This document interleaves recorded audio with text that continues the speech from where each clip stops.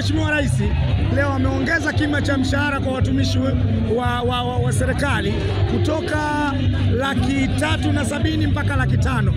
Wewe kama naibu waziri, kwanza hii kwako imekupa chachu gani? Lakini siku ya leo mnaizungumziaje? Ni siku ya kihistoria. Karibu sana naibu. Kwanza hatuna budi kwa kweli kuwa kweli na wawazi kwamba hakuna shaka Dr. Samia Suluhu Hassan, Rais wa Jamhuri ya Muungano wa Tanzania, amekuwa rafiki na kipenzi cha wafanyakazi, amekuwa rafiki na kipenzi cha vijana, amekuwa rafiki na kipenzi cha watu wenye ulemavu. Ni mengi ambayo ningeweza kuyazungumza kwenye wizara yetu, lakini kwa hili tu itoshe kusema Mheshimiwa Rais asante, asante, asante. Wafanyakazi wanashukuru sana na sisi wasaidizi wake tunamshukuru sana, kwa sababu kupandisha kima cha chini cha mshahara kutoka $300,000 mpaka $500,000 sio jambo dogo. Manake unagusa cost implication kubwa za serikali, unaenda kupunguza wigo wa kodi pia, kwa sababu kwenye wigo huo manake watakuwa kuna tax free, lakini pia utaboresha maisha na kuongeza purchasing power kwenye uchumi. Wafanyakazi walio wengi wataboreshewa maisha, lakini kubwa zaidi ni kwamba mahusiano ya serikali, vyama vya wafanyakazi na serikali yenyewe yameimarika sana. Umeweza kuona leo imezidi kuimarika kwa maana ya ule utatu, kwamba tumeendelea kuwa na mahusiano mazuri kwa sababu ya falsafa ya 4R. Kwa hiyo imetusaidia sana kufikia makubaliano kwenye hoja zile zilizokuwa za msingi kupitia TUCTA. Vyama vya wafanyakazi, mashirikisho wameleta hoja na Mheshimiwa Rais kazifanyia kazi kupitia wizara hii. Kwa hiyo tumpongeze sana Mheshimiwa Rais na kumshukuru pia kwa sababu amefanya vitu ambavyo ni vya kipekee, haijawahi kutokea katika level hii ya 35%. Lakini pia umeweza kuona jinsi ambavyo wafanyakazi nchini kote katika maeneo ya kupandisha kima cha chini kule chini, ambao kwenye hadhi ambayo ilikuwepo, hata kwenye pensheni walikuwa pensheni $100,000 kwenye ukomo, imeenda hadi $150,000.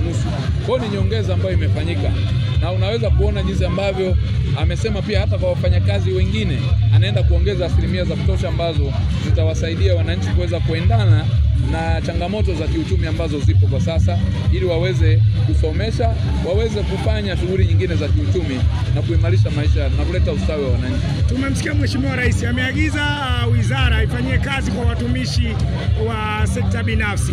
Hili kwenu kama waheshimiwa wabunge, wawakilishi wa wananchi, lakini pia ni naibu waziri, kwenu mnalibebaje na ujumbe huu mnasafiri nao vipi? Agizo la Mheshimiwa Rais ni amri, tumeshaanza kulifanyia kazi.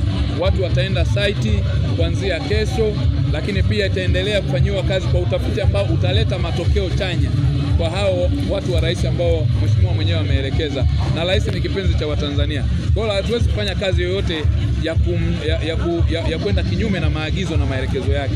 Kwa kazi itafanyika vizuri, na bahati nzuri tunao watu wenye weledi na wabobevu wa hali hiyo, na lengo la maagizo ya Mheshimiwa Rais anaposema kalifanyie kazi, lengo lake ni kuboresha, sio kwenda chini ya kiwango ambacho anategemea furaha za Watanzania ziongezeke na kuongeza happiness index. Sawa, tunaelekea kwenye uchaguzi. La mwisho kabisa hili, unawapa nafasi gani watu wenye ulemavu katika kuwania nafasi mbalimbali za uongozi? Nafasi zipo na chama kimeendelea kufanya hivyo.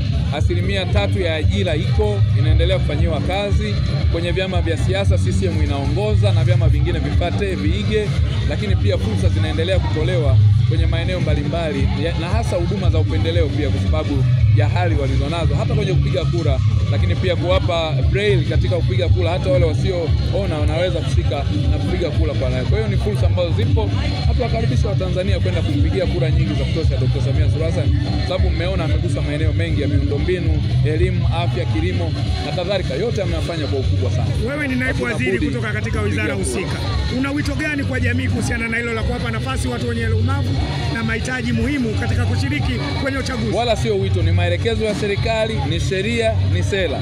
Lazima wazingatie haki na stahiki za watu wenye ulemavu kwenye hayo maeneo. Nikushukuru sana. Asiyefanya hivyo tutachukua sheria kali. Nikushukuru sana. Asante sana.